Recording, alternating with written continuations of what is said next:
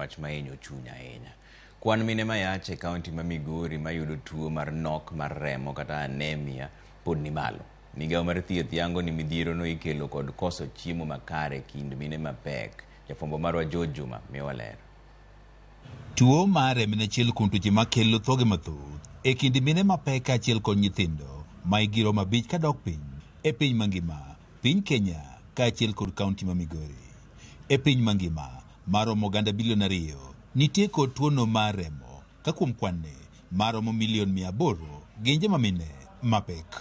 E piny Kenya kind 40 kod 60 mag mine mapek iyudo kod tuo mar remo, ka bende 20 mag minegi wito ngimagi nikech nok mar remo e del kaluwore kod lipot.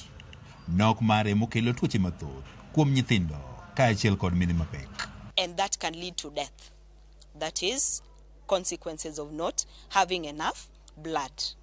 Another effect of anemia, you will give birth to a child who has low birth weight, that is below 2.5 kilograms. E kaunti ma Migori lipot yango niga mar 2013 kwan mine mapek malo 4,800 noyudi kod tuo ni mar remo. Tuo mar anemia mar koso remo oyudni oidho malo. Ka wang'iyo data e KHIS 2023 wayudo ni cases mag anemia koso remo odhi malo. Suna West ema nitiere gi cases mag anemia koso remo mang'eny.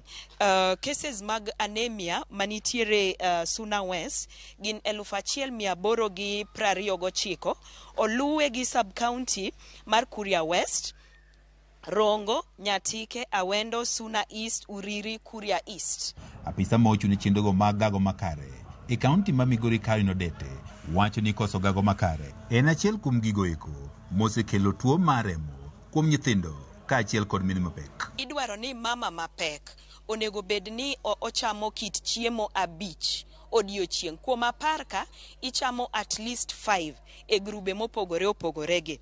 Wantiere gi grube mopogore mag chiemo, wantiere gi grains kit kothe machalo kaka mchele, wan gi legumes machalo kaka oganda, wan gi nuts and seeds, kothe machalo kaka njugu, wan gi dairy and milk products machalo kaka chak, wan gi tong', wan gi meat, fish, poultry, insect organs machalo kaka rech, ringo, wan gi orange, yellow fruits and vegetables machalo kaka popo, wantiere gi pumpkins, budho. Odete wach ni bedo ni moko kuom mine mapek ok dhi e klinik kaka owinjore bende osekelo pek e kedo kod tuo ni e kaunti ma Migori. Mine mapek ok gidhi e klinik. Magi gin puonj minyalo yudo mana kidhi e klinik. Ka ok idhi e klinik ok inyal yudo puonj, kata nitiere yedhe miluongo ni IFAS, sirikal chiwo gi nono. Gine ma gikonyo mondo mine mapek rembgi medore. Ma obire klinik ema nyalo yudo information. Emomiyo wajiwo joma mine ni ka gipek to kik ginyuol dala, kata kik irit sama koro idwa konyori kore kibire klinik.